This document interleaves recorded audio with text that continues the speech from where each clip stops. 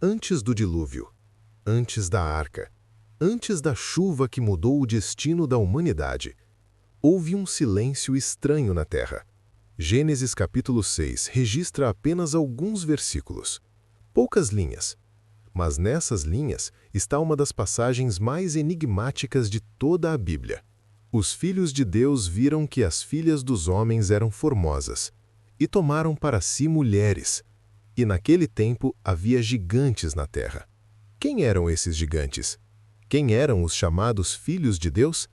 E por que esse episódio aparece imediatamente antes do juízo do dilúvio? Hoje vamos entrar na parte silenciosa de Gênesis 6, a parte que poucos explicam. Mas antes de continuar, se você gosta de investigações bíblicas profundas, história antiga e análise das escrituras com seriedade e contexto histórico, já se inscreva no canal, porque aqui nós não apenas lemos o texto, nós investigamos o que está por trás dele. Gênesis 6 começa descrevendo o crescimento da população humana. A terra estava se enchendo de pessoas. Então o texto diz algo inesperado. Os filhos de Deus viram que as filhas dos homens eram formosas. Essa expressão, filhos de Deus, aparece em hebraico como Bene Ha-Elohim. No Antigo Testamento, essa mesma expressão é usada no livro de Jó para descrever seres celestiais. Isso levanta uma possibilidade inquietante. O texto poderia estar falando de anjos. Mas nem todos concordam com essa interpretação. Existem duas principais linhas de entendimento. A visão angelical, onde filhos de Deus seriam seres celestiais que se relacionaram com mulheres humanas. A visão das linhagens, onde filhos de Deus seriam descendentes da linhagem fiel de Sete, misturando-se com a linhagem de Caim. Duas interpretações, um mesmo texto, um mistério que atravessa séculos. O texto diz: naqueles dias havia gigantes na terra, e também depois. A palavra hebraica usada é Nefilim. Ela vem de uma raiz que pode significar caídos ou aqueles que fazem cair. O termo não aparece muitas vezes na Bíblia, mas quando aparece, carrega peso.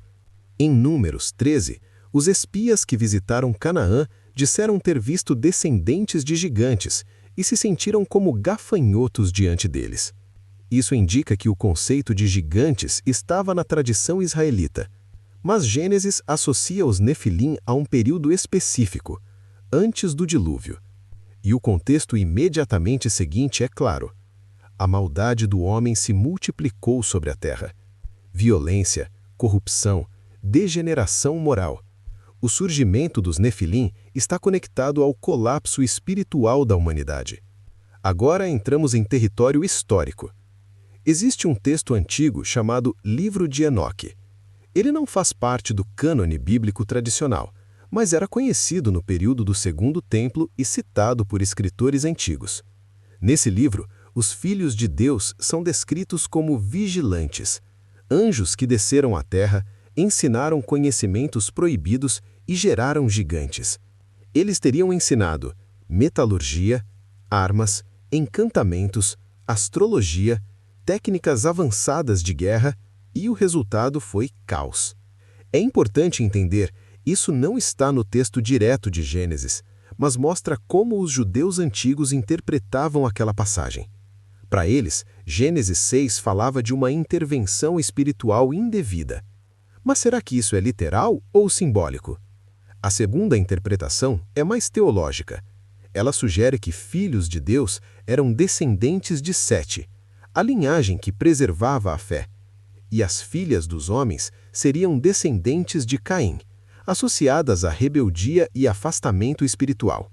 Nesse cenário, o problema não seria seres celestiais, seria a quebra de separação espiritual. Uma mistura que levou à corrupção moral total. Isso também explicaria por que o foco do texto logo se volta para a maldade humana, e não para uma batalha celestial. Essa interpretação preserva a narrativa dentro da responsabilidade humana. Independentemente da interpretação escolhida, um fato é claro.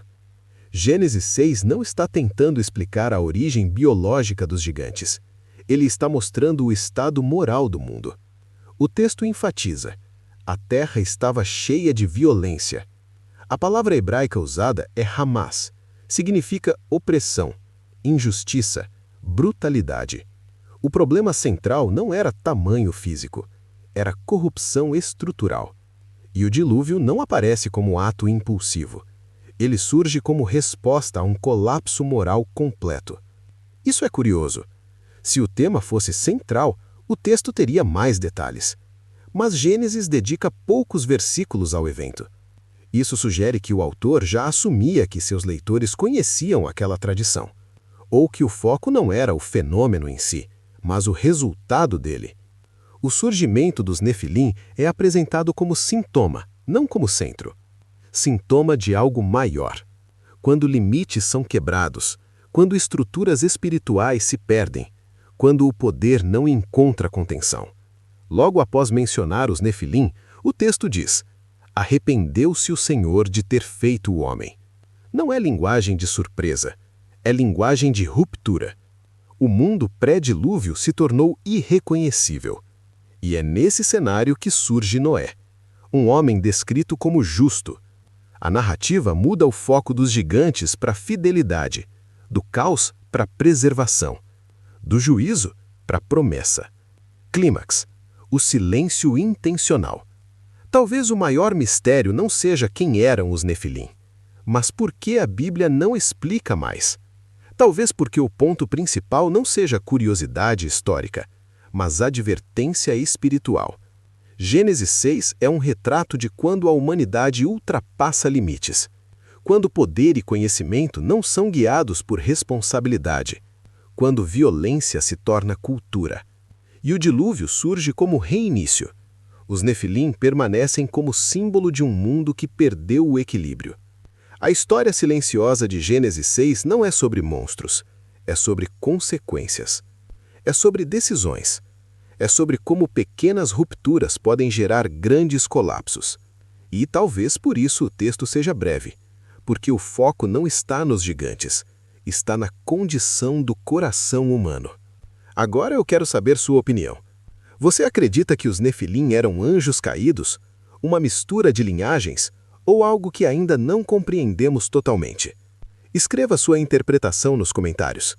E se você quer continuar explorando os mistérios bíblicos que quase ninguém explica, inscreva-se no canal, porque no próximo episódio vamos investigar outro trecho que muitos leem, mas poucos realmente entendem.